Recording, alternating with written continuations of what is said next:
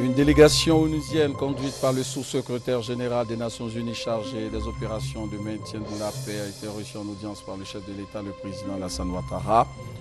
Dans quelques instants, le compte rendu. Le port autonome d'Abidjan se remet de la crise post-électorale. Les activités de ce poumon de l'économie ivoirienne ont retrouvé leur vitesse de croisière avec 22 millions de tonnes de marchandises traitées en 2012 contre 16 millions en 2011. Bientôt une loi contre les sachets plastiques en Côte d'Ivoire. Cette loi concerne l'importation et la fabrication de ces sachets. Pour le ministre de l'Environnement qui a annoncé la mesure, ces sachets plastiques détruisent les installations. Et puis en Afrique du Sud, l'athlète paralympique Oscar Petrus a été formellement inculpé du meurtre de sa petite amie. Voilà pour le sommaire. Bienvenue aux 20h. Commençons par la présidence de la République où le sous-secrétaire général des Nations Unies chargé des opérations de maintien de la paix a été reçu. Et cette audience a été l'occasion pour le responsable onusien à la tête d'une délégation de faire le point de la mission d'évaluation effectuée récemment en Côte d'Ivoire. Le compte-rendu de Jérôme Kofi Abola. Edmond Mullet, reçu par le président de la République Alassane Ouattara ce vendredi 15 février 2013 au palais présidentiel. Le sous-secrétaire général des Nations Unies chargé des opérations de maintien de la paix à la tête d'une délégation onusienne a échangé pendant plus d'une heure d'horloge avec le chef de l'État. Échange relatif à la mission d'évaluation en Côte d'Ivoire qui vient de s'achever. Cette mission, le sous-secrétaire général des Nations Unies chargé des opérations de maintien de la paix a estimé qu'il était nécessaire d'en faire le point avec le président ivoirien Alassane Ouattara avant de quitter Abidjan. Nous avons travaillé durant 2 semaines. Nous avons rencontré beaucoup de personnes. Nous avons travaillé avec le représentant spécial du secrétaire général et le chef de l'ONUCI, M. Bert Koenders. Nous avons rencontré des fonctionnaires, des partis politiques, société civile, secteur privé. Je suis allé à Douekoué. Beaucoup de mes collègues sont allés même du côté de la frontière, de l'autre côté, au Libéria, voir parler avec des réfugiés. Enfin, c'est une analyse complète de la situation en Côte d'Ivoire. Et avant de partir, naturellement, je devais partager avec le chef de l'État, avec le président de la République, ce que nous pensons recommander. Enfin, le secrétaire général, comme vous savez, doit présenter un rapport au Conseil de sécurité sur la situation en Côte d'Ivoire et voir de quelle façon on peut continuer à appuyer, à soutenir ce processus de paix, de progrès en Côte d'Ivoire. Pour Edmond Mullet, la Côte d'Ivoire est sur la bonne voie en matière de paix et de stabilité et le responsable onusien d'ajouter que ce processus mérite d'être accompagné pour permettre à la Côte d'Ivoire d'atteindre ses objectifs de développement sous la houlette du président Alassane Ouattara. Poursuivons ce journal avec ce communiqué. Le ministre d'État, ministre de l'Intérieur et de la Sécurité, porte à la connaissance de l'opinion publique nationale et internationale que des instructions ont été données à la police nationale afin de faire respecter l'arrêté du maire de la commune de Yopougon portant interdiction de 3 manifestations prévues pour demain samedi 16 février et sur le même site de sa commune. Il s'agit du rassemblement des démobilisés ayant appartenu à des forces belligérantes pendant la crise post-électorale pour interpeller le gouvernement sur leur situation socio-professionnelle. Du meeting de la jeunesse du FPI, le Front populaire ivoirien, pour réclamer la libération de M. Laurent Gbagbo, du regroupement des parents des victimes de la crise post-électorale pour réclamer justice en rappelant à la mémoire collective le sort injustement subi par leurs parents défunts. Devant l'obstination de ces associations à maintenir leurs manifestations en dépit des conseils avisés du maire qui les a reçus à plusieurs reprises en faisant prévaloir à juste raison les risques de graves débordements avec mort d'homme, comme ce fut le cas le 6 avril 2012 à la place Figayo dans la même commune. Les réactions hostiles d'une importante frange de la population relayée par la presse, le contexte préélectoral de grande sensibilité à quelques semaines du scrutin des conseillers généraux et municipaux.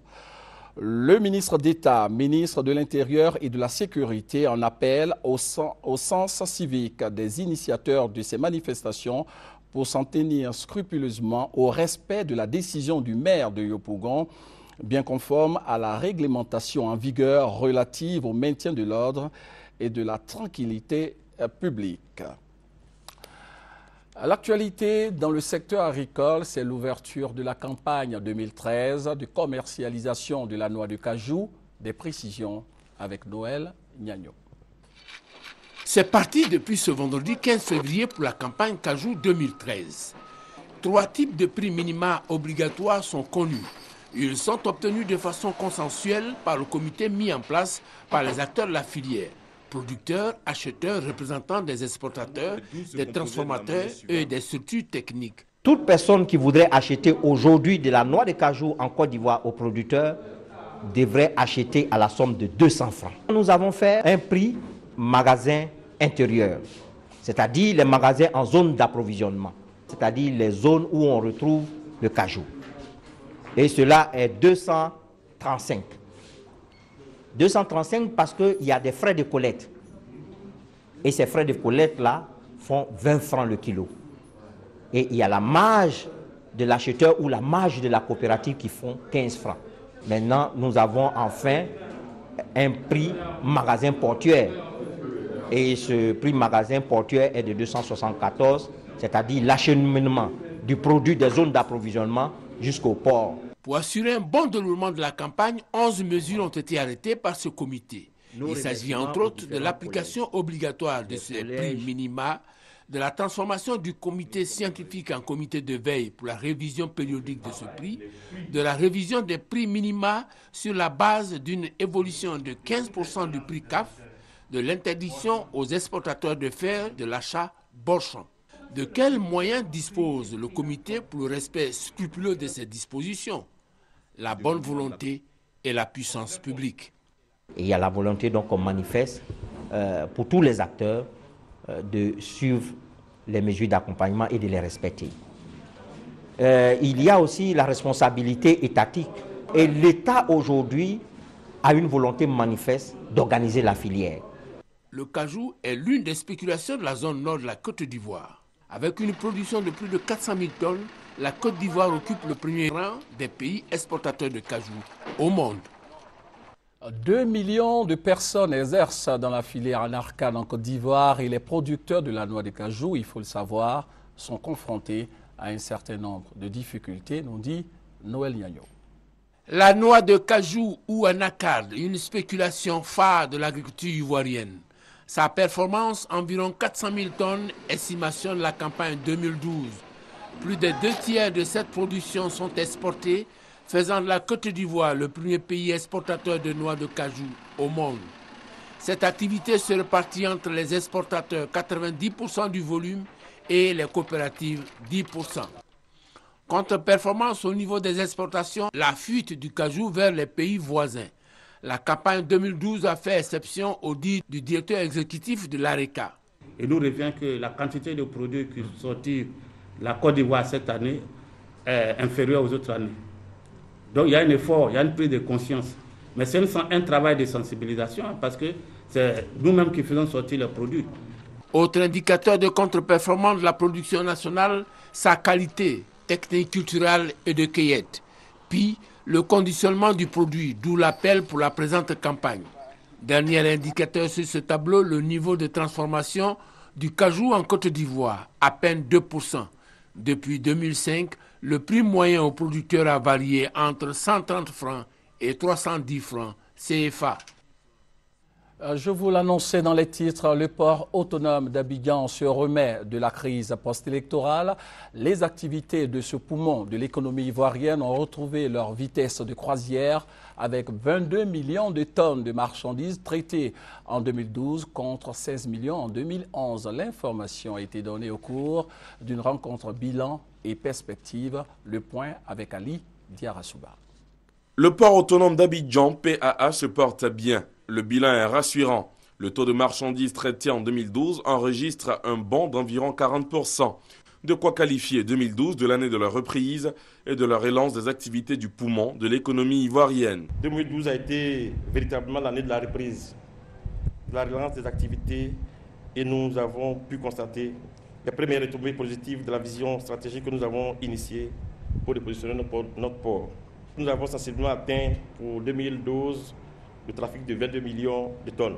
L'embellie observée en 2012 est certes un bon signal, mais des défis restent à relever si véritablement le PAA entend devenir le troisième port leader sur la côte atlantique. Des défis qui se résument en la réalisation de certains projets majeurs. Il s'agit de l'agissement du canal d'Evredi, de la construction d'un deuxième terminal conteneur au port d'Abidjan, de la construction d'un terminal Roro, la modernisation du port de pêche et la création de terrains industriels par emblèment. En ces temps où la sécurité et la sûreté du port autonome d'Abidjan sont d'actualité, INCI rassure, la conformité aux normes internationales est maintenue, non sans ajouter que pour le volet sûreté, des attaches ont été prises avec une société privée, filiale d'une compagnie canado-américaine spécialisée en matière de sûreté portuaire. Cette cérémonie a été l'occasion de présenter publiquement le nouveau président du conseil d'administration du port autonome d'Abidjan. Kanté Koli envisage à porter sa pierre à l'édifice PAA, lui qui est dans le milieu portuaire depuis 36 ans. Je vous garantis que j'userai de tous les moyens possibles pour que ces objectifs puissent être atteints. Cette cérémonie a aussi permis aux agents de l'entreprise d'État de faire des doléances pour l'amélioration de leurs conditions de travail, en revendiquant notamment une revue à la hausse des salaires. La voie reliant l'université Félix Houphouët-Boigny d'Abidjan-Cocody au quartier Les Jardins de la Riviera 2, nous sommes dans le district d'Abidjan, sera fermée à partir de demain samedi. Des précisions seront données dans quelques instants par M. Ouattara Issa, directeur des études et des ouvrages à la Géroute. Merci d'avoir accepté notre invitation. Avant d'échanger avec vous, nous allons nous rendre sur le terrain pour le constat suivant avec notre reporter Francis Boifo. Dès ce samedi 16 février, l'agence de gestion des routes, AGERoute, recommande à tous les usagers du district d'Abidjan, principalement ceux en provenance de Yopougon, Trècheville, Plateau, Cocody, École de police, pour la Riviera 3 et la Riviera Golf, d'emprunter la voie de déviation à gauche une fois qu'ils seront au carrefour de la voie C50, derrière l'université Félix Houphouët-Boigny de Cocody. A l'inverse, les usagers en provenance de la Riviera 3 et Riviera Golf, obligation leur est faite de tourner à droite au carrefour de la voie C50. La raison de ces déviations, la construction d'un pont sur l'axe Université-Riviera. Délai de réalisation du pont, 8 mois. Il est prévu à la fin des travaux un ouvrage 2 fois une voie dans le cadre de la construction du 3e pont Henri Konan Bédié, c'est-à-dire une voie dans chaque sens. Les techniciens indiquent par exemple que les automobilistes en provenance de Yopougon, Adjamé, Plateau pourront se rendre directement à Marcory en empruntant cette nouvelle voie menant au 3e pont. Voilà. Bonsoir. Bonsoir. L'argent ne circule pas, l'argent travaille. Vous êtes Absolument. en train de travailler. Tout à fait. Et là, vous fermez à partir de demain. Vous êtes sur le plateau pour sensibiliser les populations. Oui. Alors, on vous écoute. Merci. Donc, bonsoir, Monsieur David Mobio. Il faut dire que effectivement, je voudrais effectivement profiter de l'occasion pour vous dire merci. Et au nom effectivement du directeur général de la Géroute et à travers vous, effectivement, toute la direction générale de la RTI. Il faut préciser que dans le cadre de la construction du 3e pont, il y a effectivement un ouvrage sur la lagune Ébrié de 1500 mètres. Au-delà de cet ouvrage, il est prévu la construction de 3 ponts. Oui. Un premier pont sur l'axe Université Petite Mosquée, comme on l'appelle. Un deuxième pont au niveau de la résidence de Mme Thérèse Houphouët-Boigny. Et un 3e pont au niveau de la pharmacie L'Amitié du côté de Marcory. Notre présence sur ce plateau, effectivement, c'est d'indiquer aux populations qu'à partir de demain, donc à minuit, nous allons entreprendre effectivement la coupure de la voie reliant l'université à la Petite Mosquée pour démarrer effectivement la construction de ce premier ouvrage. Et les travaux vont durer 8 mois. Et nous avons pris soin de construire une voie alternative que nous appelons voie provisoire qui permettra effectivement de maintenir le trafic dans cette zone-là. On dit que vous avez pris des dispositions pour garantir le confort des usagers. Vous allez, en des termes assez concrets, là, nous donner une précision. On vous permet de vous lever. Voilà. Est-ce que c'est important? Cette fermeture démarre à partir de demain. Alors, là, vous avez effectivement la couleur grise représente effectivement, disons, la route existante. La couleur jaune représente la route que nous venons de construire. La couleur bleu foncé représente la zone que nous allons couper pour construire l'ouvrage. Les usagers venant de la mosquée, donc de la Riviera 3 ou de la Riviera Golf, ont la possibilité d'emprunter cette voie, aller du côté des deux plateaux ou, s'ils le veulent, aller vers l'université. La mosquée qui est de l'autre côté, il s'agit de la petite mosquée. Voilà. La petite mosquée ou effectivement sens Benjerville. Exactement. Là, vous avez le sens de plateau. Ici, vous avez le sens université. En fait, c'est le sens université, c'est l'ancienne voie qui permet effectivement d'aller à la mosquée. Là, à partir de la mosquée, vous tournez à droite, vous empruntez la voie provisoire et vous avez la possibilité d'aller aux deux plateaux ou à l'université. Pour les usagers venant de l'université, il faut qu'ils sachent que désormais cette voie est interrompue. Ils ont la possibilité d'aller vers ce carrefour, emprunter la voie provisoire et remonter vers la petite mosquée. Donc voilà un peu les aménagements que nous avons faits pour permettre effectivement de fluidifier le trafic. Et sachez simplement que nous allons poster des policiers sur les 3 points que nous avons identifiés qui vont nous permettre véritablement, s'il y a des problèmes de congestion, pour pouvoir gérer le trafic. Il y aura des embouteillages, certainement. Oui, il faut compter avec. Sans cela, justement, il va falloir sensibiliser davantage les populations pour dire qu'il va y avoir effectivement des désagréments, mais ces désagréments seront pratiquement, nous pensons, mineurs, dès lors que, effectivement, au jour d'aujourd'hui, nous avons des forces de sécurité qui sont suffisamment outillées pour nous accompagner véritablement dans des situations de ce type. Merci. Et les travaux vont durer combien de temps, la fermeture, s'il vous plaît? Les travaux, comme je le disais d'entrée, vont durer 8 mois. Donc, les travaux seront achevés à la fin du mois d'octobre. Et donc, pendant cette période-là, véritablement, les populations seront pratiquement... il va y avoir certainement des congestions, mais nous pensons que la police, les forces de sécurité nous permettront de gérer cette situation. Merci d'avoir accepté notre invitation. C'est moi qui vous remercie. Les populations des communes de Cocody et de Koumassi dans le district d'Abidjan ont été privées d'électricité pendant cette semaine. Le sujet était au centre d'une conférence de presse organisée par la compagnie ivoirienne d'électricité. Le point avec Herman Niamien.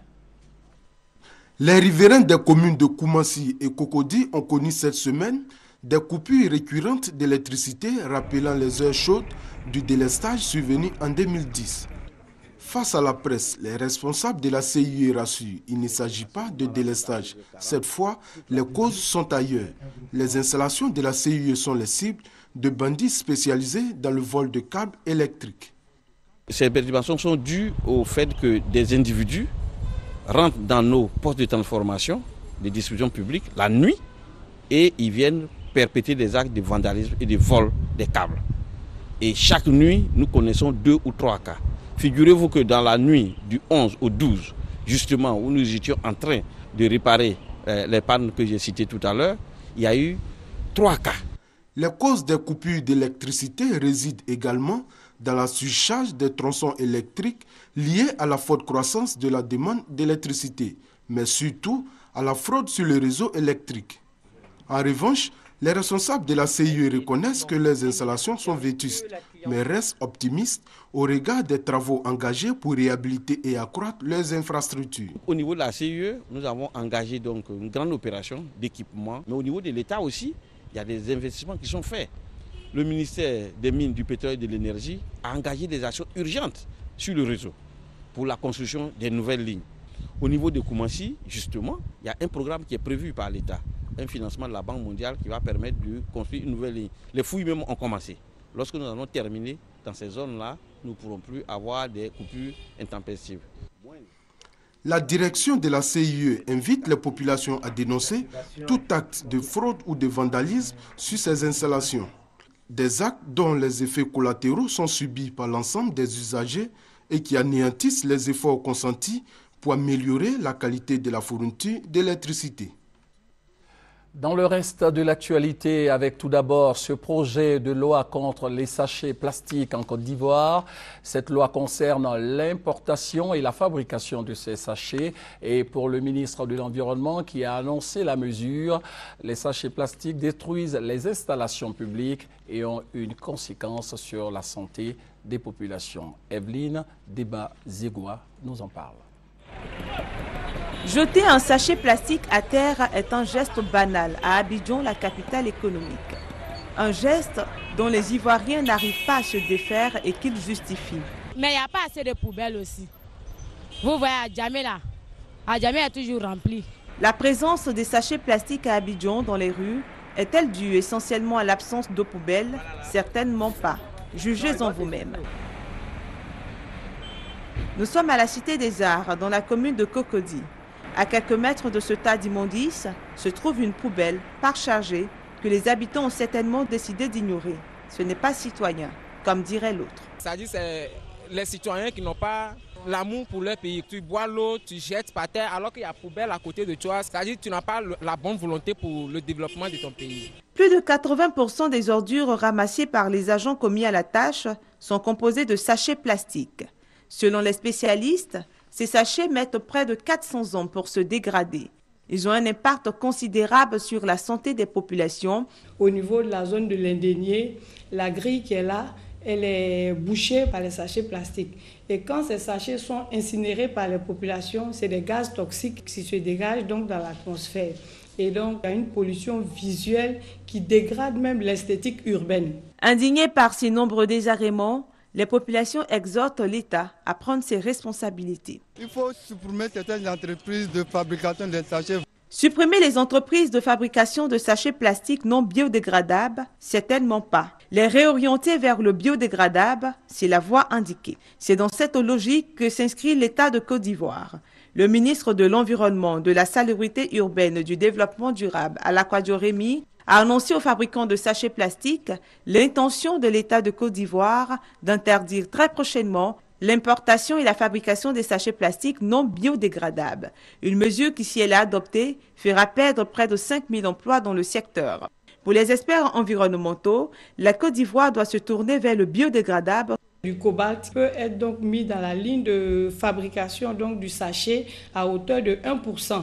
Et donc, au bout de 6 mois, maximum 1 an, le sachet doit avoir disparu. Là, ça n'a pas d'impact sur la santé. Plusieurs pays ont dévancé la Côte d'Ivoire dans la gestion des sachets plastiques. Au Burkina, on recycle. Au Ghana, au Bénin, au Burundi, on ne consomme que biodégradables. En Côte d'Ivoire, il est demandé aux Ivoiriens de prendre leur mal en patience et de faire un geste simple, celui de jeter les ordures dans la poubelle. Voilà, c'est tout simple. Le processus de modernisation et d'équipement du ministère de la Justice se poursuit. Yenema Koulibaly, le garde des Sceaux, ministre de la Justice, des droits de l'homme et des libertés publiques, a procédé à la remise de matériel informatique aux 9 parquets de Côte d'Ivoire et au nom des bénéficiaires. Le procureur de la République, après le tribunal de première instance du plateau, Adon Richard, a rassuré le ministre de la bonne utilisation de ce matériel. On en vient maintenant à ce point de presse animé par le directeur général de la RTI. Une occasion pour Akassaï Lazare d'expliquer les réformes en cours à la RTI. Il a également annoncé une amélioration des programmes pour répondre au mieux aux attentes des auditeurs et des téléspectateurs. Le compte-rendu de Léon Bro. Les réformes engagées par le directeur général de la RTI, radiodiffusion, télévision ivoirienne, portent essentiellement sur 6 points. Entre autres, La couverture du territoire national, le renforcement des capacités, l'amélioration du contenu des programmes. Sur le premier sujet, le directeur général annonce la réhabilitation prochaine des centres émetteurs de l'Est du pays. Objectif, améliorer le taux de couverture nationale actuel de 71% pour la radio et 68% pour la télévision. Évoquant le renforcement des capacités, Akasaye Lazare s'est engagé à poursuivre l'équipement de la RTI. Le directeur général a aussi mentionné sa vision à travers le renforcement des compétences des agents et le récent redimensionnement du personnel. La récente scission de la direction de l'information avec la direction des reportages institutionnels a été opérée pour permettre aux responsables de s'investir davantage et complètement dans l'encadrement des équipes rédactionnelles. Ambition affichée par la direction générale de la RTI à travers ces réformes, faire de l'entreprise le leader de l'audiovisuel public d'Afrique de l'Ouest à l'horizon 2020. Dans l'immédiat, il faut procéder à un réaménagement des programmes, productions et informations. Cette opération va démarrer par la chaîne RTI 1, selon le directeur général de la RTI. Nous mettons un accent particulier sur la ligne éditoriale des différentes éditions de journaux télévisés et aussi sur leur contenu. L'importance accordée à l'institutionnel sera maintenue dans les JT et voire renforcée. Autre sujet évoqué, le cinquantenaire de la RTI en cette année 2013. Akasaye Lazare et ses collaborateurs promettent une célébration placée sous l'onction du gouvernement. Le nouveau président de l'OJPCI, l'Organisation des journalistes professionnels de Côte d'Ivoire, Goré Bihu, a été investi. C'était au cours d'une cérémonie marquée par une conférence sur la contribution de l'éco-diplomatie dans le développement de la Côte d'Ivoire post-crise. Demain, vous aurez le compte-rendu de Gabriel Zani. Dans le cadre du PGDEC, le projet emploi jeunes et développement des compétences, plusieurs jeunes sont sur le terrain en stage dans des entreprises privées et publiques et ces jeunes ont reçu la visite du ministre d'État chargé de la formation professionnelle et du directeur des opérations de la Banque mondiale en Côte d'Ivoire. Le témoignage de Lassina Ouattara. Alain Yobo est titulaire d'une maîtrise en droit privé obtenue à l'université en 2010. Il est en stage depuis septembre 2012 dans une compagnie d'assurance à Abidjan, la capitale ivoirienne. Ce stage est son premier contact avec le monde de l'emploi grâce à un projet initié par le gouvernement ivoirien et financé par la Banque mondiale. Quand on est en quête d'emploi, il faut être toujours aux aguets. En ce sens, dans la recherche que j'ai entendu parler du programme PGDEC, donc je suis allé sur Internet et j'ai postulé. C'est comme ça que j'ai été retenu, j'ai été appelé, j'ai fait un entretien et voilà. Comme Alain, ce sont près de 4500 jeunes qui sont en formation, en stage ou en apprentissage dans des entreprises publiques ou privées depuis la mise en œuvre du projet Emploi Jeunes et Développement des compétences PGDEC. Pour ces diplômés, ce projet est une chance d'acquérir la première expérience, la possibilité de trouver un premier emploi ou encore de bénéficier d'une formation pour intégrer la vie active.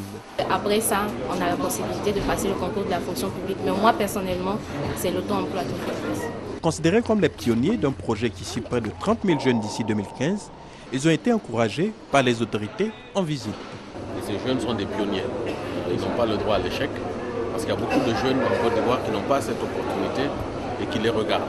Et qui disent, nous aussi, on veut avoir des opportunités de stage, des opportunités en apprentissage et des opportunités d'emploi plus tard. Un jeune qui travaille, c'est un jeune qui n'est pas dans la rue.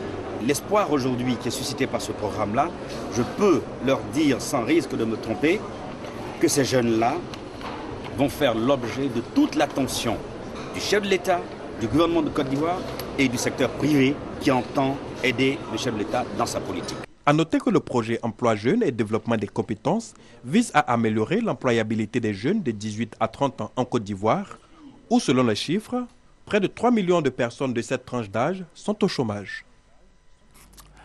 En Afrique du Sud, l'athlète paralympique Oscar Petrus a été formellement inculpé du meurtre de sa petite amie, tuée de 4 balles à son domicile à Pretoria. C'est avec des larmes aux yeux qu'il s'est présenté devant les juges. Voilà. Merci donc à la réalisation et sachez que demain s'ouvre en N'Djamena au Tchad le sommet des chefs d'État de la communauté des États sahélo-sahariens.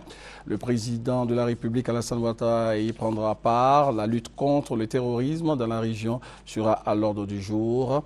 Un grand intérêt sera accordé à la guerre au Mali. Merci de nous avoir suivis. Le 20h de ce week-end sera assuré par Ali Diarasouba. Portez-vous bien. Bonne suite de programme sur RTI 1.